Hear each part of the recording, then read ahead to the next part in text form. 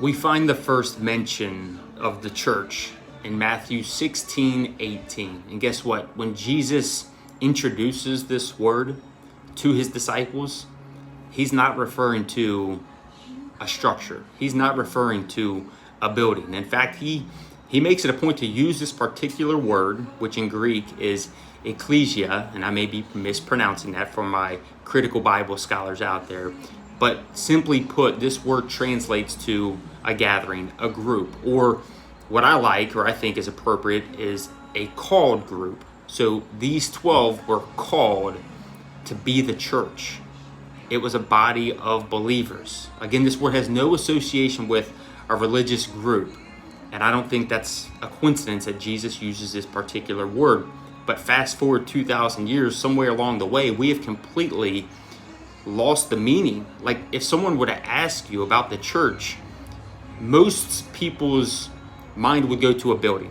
Like, oh, what church do you go to? Or did you hear about this church and this particular religion? So Jesus never intended the church to be about religion.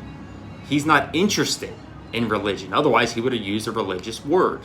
Now, he is interested in a relationship with us. And then religious practices will be the byproduct of our relationship with Jesus. That's what I've discovered in my own walk. I was raised in religion, but once I discovered that relational element, I started to want to do the disciplines that Jesus taught and shared.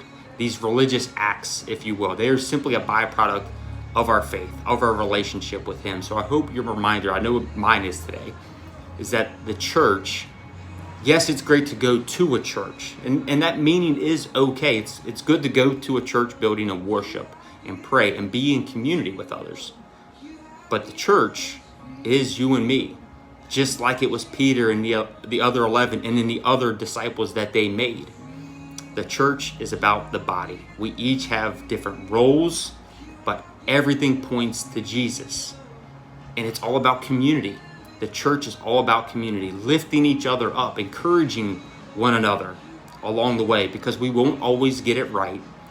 But as long as we have each other to pick each other back up and stay on that straight and narrow, pursuing Jesus, then I know I'm on the right track. And I hope you know that as well. As long as your pursuit and your heart is aimed towards him in the church.